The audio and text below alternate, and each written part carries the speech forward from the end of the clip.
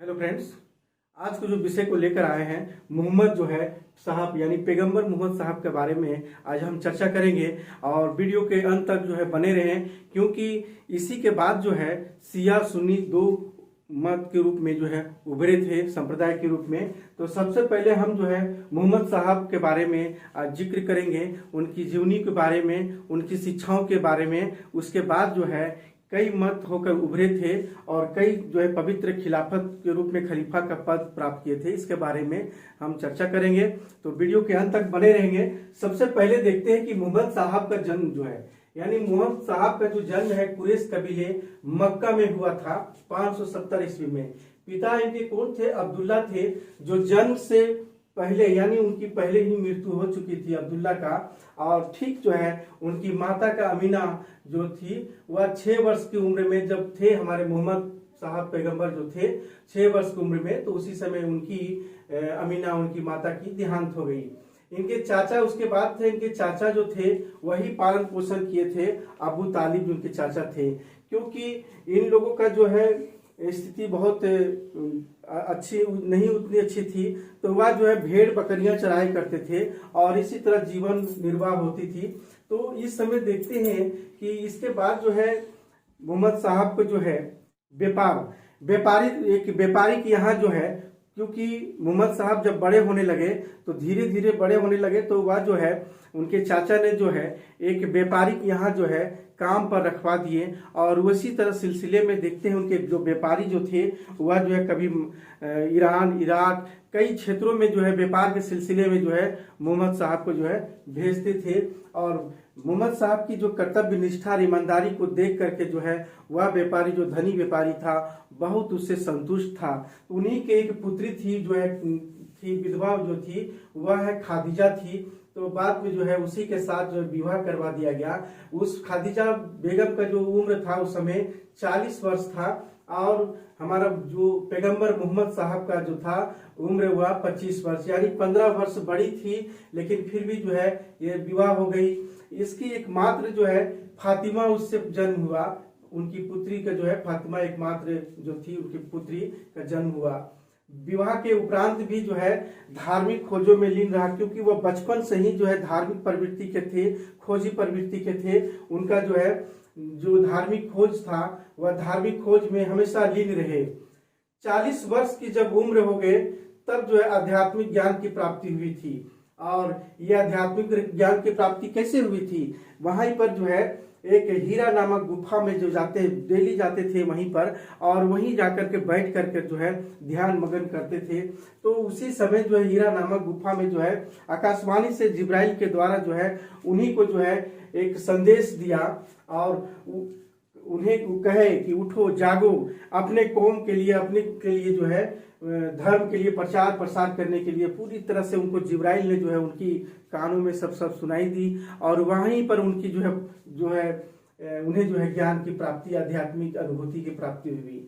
तो वहीं पर जब प्राप्ति हो गई तो एक नबी यानी सिद्ध पुरुष और एक रसूल यानी देवदूत कहलाए।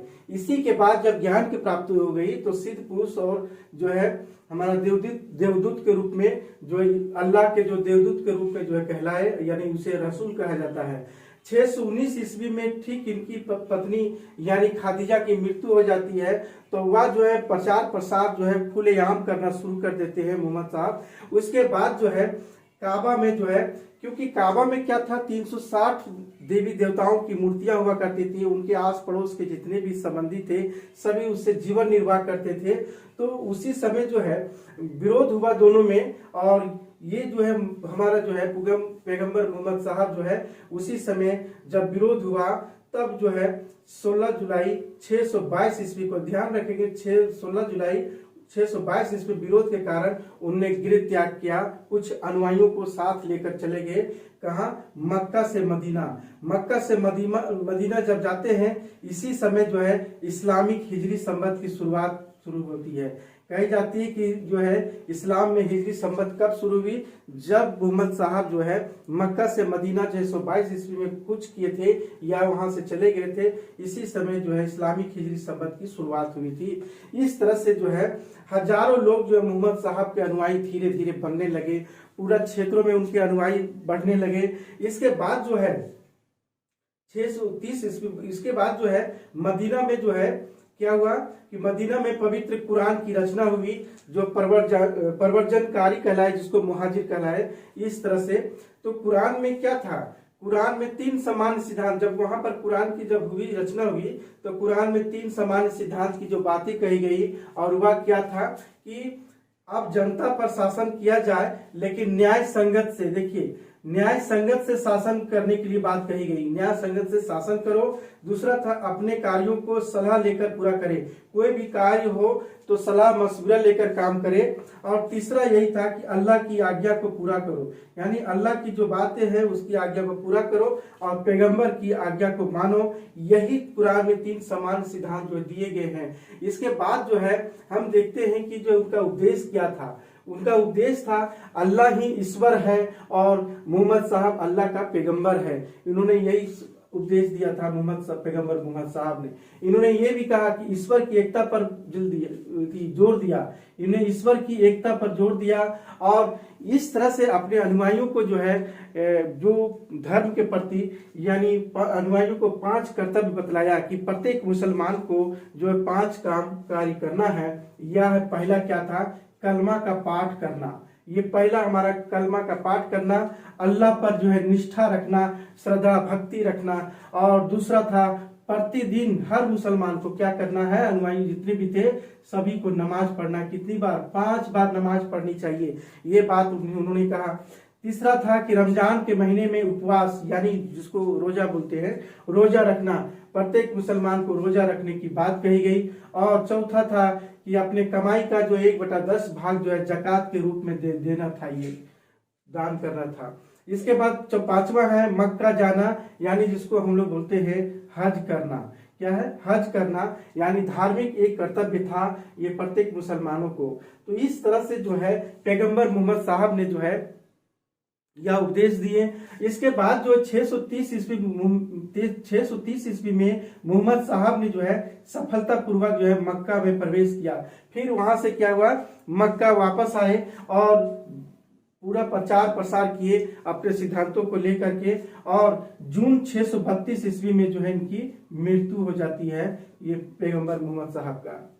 लेकिन मोहम्मद साहब पैगंबर की मृत्यु के बाद जो है पूरे खलबली मच गई। तो इस्लाम की धार्मिक एकता को बनाए रखने के लिए एक संस्था बनी, जिसको बोलते हैं हम लोग खिलाफत। याद रखेंगे कि ये खिलाफत एक संस्था बनी और खिलाफत कहलाए। और इसके जो नेता जो बने वह क्या कहलाए, वह खलीफा कहलाए, उसके नेता को खलीफा कहलाए।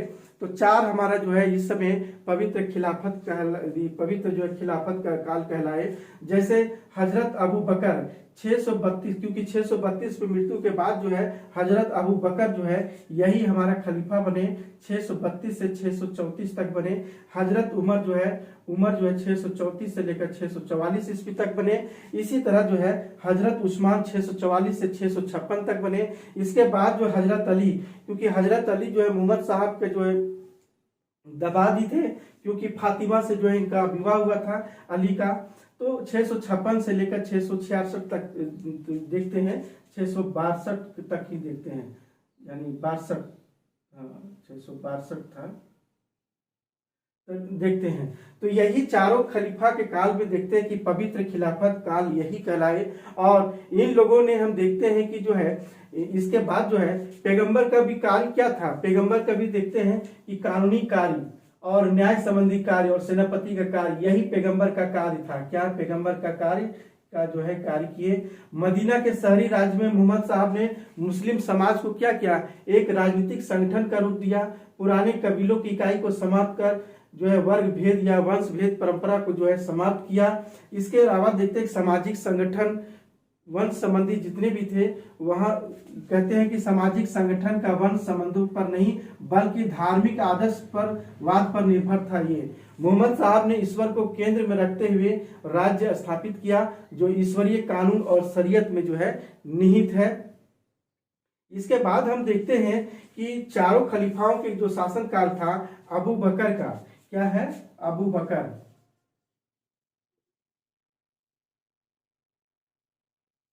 जो है तो इनको आम राय से जो है खलीफा चुना गया, क्योंकि इसके पहले कोई नेता सब तो था, लेकिन यही है कि नेता जो है अबू बकर को बनाया गया, लेकिन सभी के आम राय के अनुसार जो खलीफा चुना गया। इन्होंने आंतरिक मामलों में व्यस्त बहुत ही रहा, कार्य करते हुए अरब के पड़ोसी राज्यों को जीतने का भी काफी प्रयास किया था। इन्होंने मोहम्मद साहब का जो इच्छा अनुसार इन्होंने कार्य किया। इन्होंने जो है बाइजेंटाइन जो साम्राज्य था उस राज्य के विरुद्ध सेना का नेतृत्व किया। वहां पर जो है देखते हैं कि ससानिद के विरुद्ध जो है विजय हासिल किया, यानी उन क्षेत्रों पर जो है आक्रमण करके जो है विजय हासिल किया। इन सफलताओं से क्या हुआ, अरबों को बहुत से विश्वास हुआ, लोगों को सम्मान मिला। इस तरह से अबू बकर थे। हजरत, उसके बाद थे हमारे हजरत जो है उमर। हजरत उमर का काल में देखते हैं कि ये खलीफाओं की उपाधि के साथ साथ क्या हुआ कि एक खलीफा का पर एक उपाधि ग्रहण किया था, अमीर उल मोमिनीन। अमीर उल मोमिनीन, अमीर उल मोमिनीन का तात्पर्य है कि विश्वस्त लोगों का अगुआ। क्या है, विश्वस्त लोगों का अगुआ। इसका अर्थ यही होता है, इन्होंने एक उपाधि धारण किया था। क्या है, उपाधि धारण किया था, क्योंकि जब खलीफा बने तो खलीफा के बाद जो है ये इन्होंने उपाधि धारण किया था।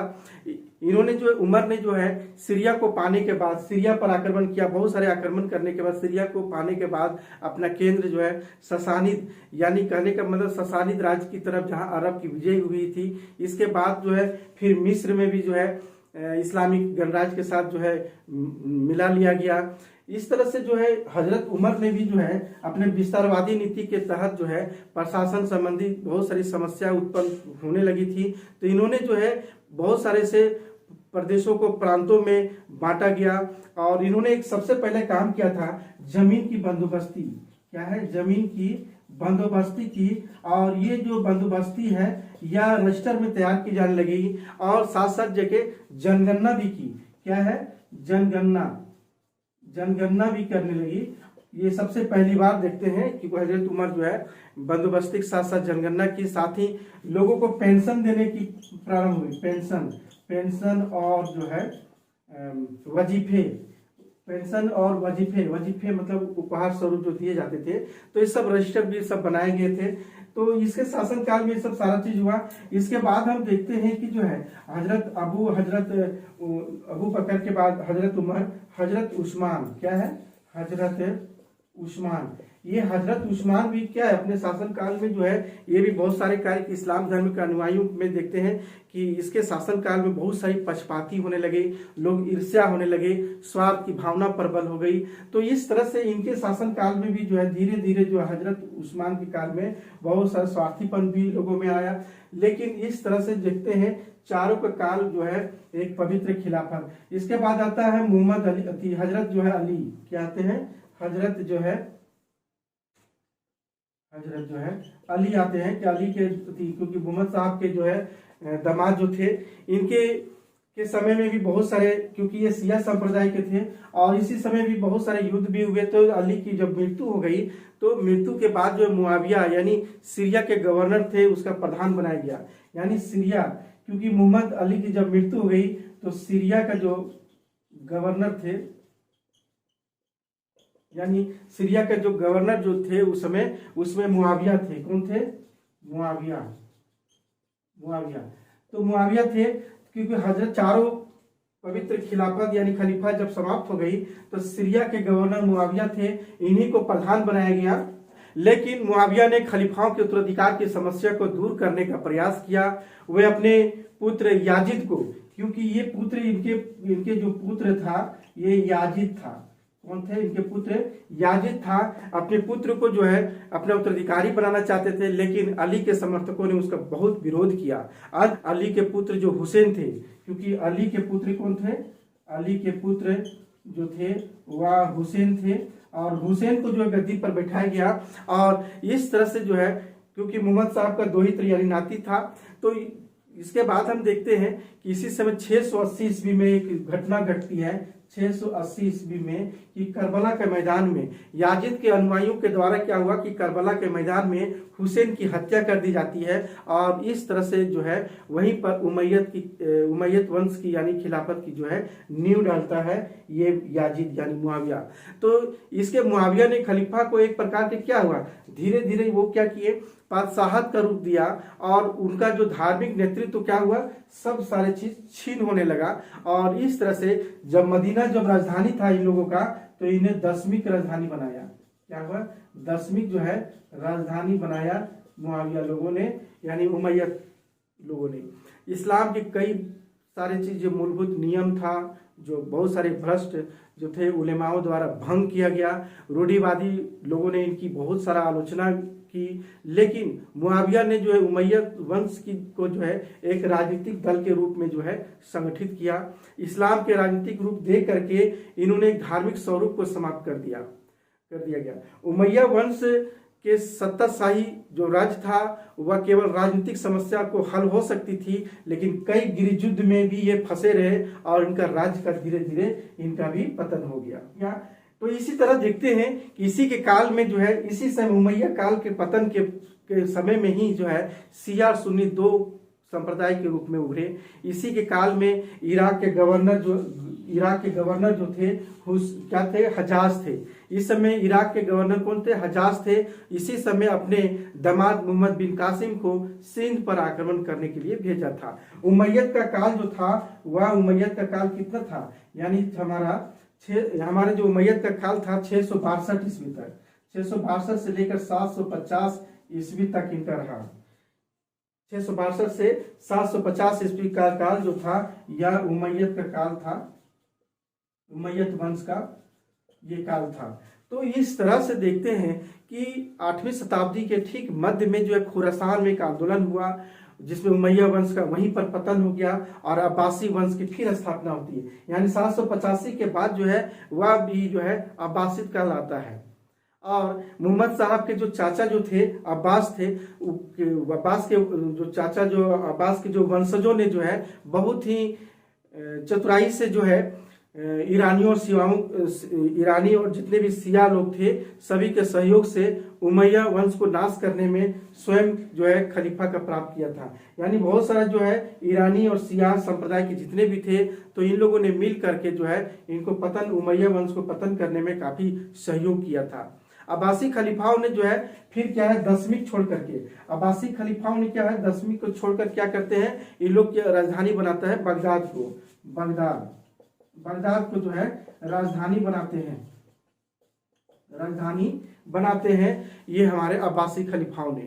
तो इसके शासन काल में हम देखते हैं कि 10वीं को छोड़कर जब जैसे राजधानी बनाते हैं तो अब्बासी खलीफा जितने भी थे सभी क्या थे, कट्टर मुसलमान थे, लेकिन गैर अरबों में देखते हैं ईसाई थे, यहूदी को, ईरानियों को भी जो है प्रशासन में शामिल किया इन लोगों ने। और इन लोगों ने भाईचारे और समानता की भावना का एक व्यवहारिक रूप भी दिया इन लोगों ने। लेकिन हम यह देखते हैं कि इसके बाद जो है इन लोगों ने जैसे ही प्रथम अब्बासी खलीफा जैसे ही बना तो अब्बास लोग जो थे वो पैगंबर का लबादा एक विशेष उत्सव पर जो है लोग पहना। और इसी युग में हम देखते हैं सबसे प्रसिद्ध खलीफा, इस युग का अब्बासी का काल में हम देखते हैं सबसे प्रसिद्ध जो है खलीफा क्या थे, नाम था उसका मामून। क्या था इसका प्रसिद्ध जो है खलीफा जो थे, खलीफा मामून थे। और एक अल रशीदी भी थे, यानी हारून अल रशीद, ये भी जो है खलीफा प्रसिद्ध थे इसमें, क्योंकि ये अब्बासी खलीफाओं के शासनकाल में ये महत्वपूर्ण थे ये लोग। इसी बाद हम देखते हैं कि 9वीं शताब्दी के अंत आते आते अब्बासी खलीफाओं का पतन शुरू हो गया और 10वीं शताब्दी में कई वंश होकर जो है शक्तिशाली होकर उभरे, लेकिन स्वतंत्र खलीफा की सत्ता को स्वीकार करते हुए लेकिन सभी स्वतंत्र हो गए। और इस तरह से जो है यह काल रहा हमारा जो है मोहम्मद साहब यानी पैगंबर मोहम्मद साहब के पास जो हुए। तो इस तरह से ध्यान रखेंगे कि हमारा जो है मोहम्मद साहब पैगंबर का ये 4 खलीफा जो हुए, खलीफा के बाद जो है हमारा उमैयद वंश आया। याद रखेंगे उमैयद वंश आया 662 से लेकर जो है 750 तक। उसके बाद अब्बासी आए, अब्बासी जो वंश आए ये 750 से लेकर जो है हमारा आगे चला। इसके बाद जो 9वीं शताब्दी के बाद जो पतन होना शुरू हो जाता है और 10वीं शताब्दी के बाद जो है विभिन्न जो है वंश होकर जो है उभरने लगते हैं, यानी कई वंश शक्तिशाली होकर उभरने लगते हैं। यानी अब्बासी का साल 1258 ईस्वी तक जो है था ये, लेकिन इसमें भी बहुत सारे स्वतंत्र होकर जो है उभरे, बहुत सारे वंश उभरे थे। तो अब्बासी यानी शिया सुन्नी का जो है जो बंटवारा संप्रदाय था वह उमैयद वंश के पतन के बाद जो है शिया सुन्नी 2 संप्रदाय के होकर उभरे थे। तो ये सब ध्यान में रखेंगे कि मोहम्मद साहब के जो है जीवनी के उपदेश को याद रखेंगे और पवित्र जो खिलाफत कहलाए 4 खलीफाओं के बारे में, और जो है हमारे मोहम्मद साहब का क्या क्या कार्य किए थे उसको ध्यान रखेंगे। तो आज की क्लास यही समाप्त करते हैं।